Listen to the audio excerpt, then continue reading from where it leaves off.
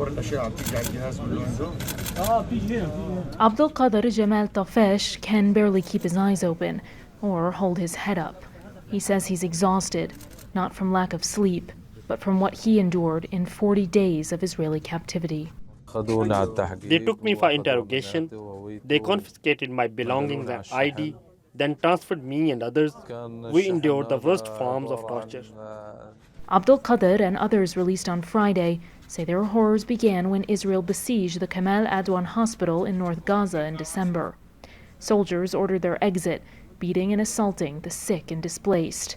Some were detained and subjected to even harsher conditions.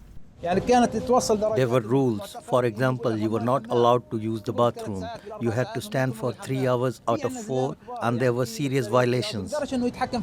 Other Gazan detainees have reported being stripped, beaten with M16s, and burned with cigarettes.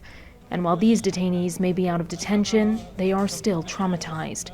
They say children, young women, and the elderly are still detained.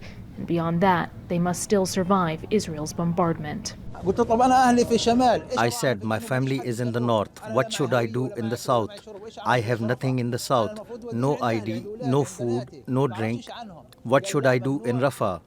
They said, no, it's currently forbidden in the security zone of Rafah. Stay in Rafah. I asked, how can I contact my family? How will they know if I'm alive or dead? This is a problem. We don't know what to do. The clothes we are wearing have been on us for 40 days.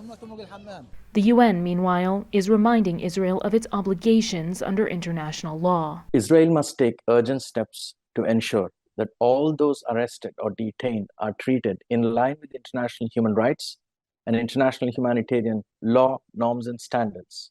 Despite repeated warnings from the UN and the international community, arrests in the West Bank have soared above 6,000, while the amount of arrests in Gaza remain unknown, leading Palestinians to fear that their captors may never be held to account. Priyanka Navani, TRT World in occupied East Jerusalem.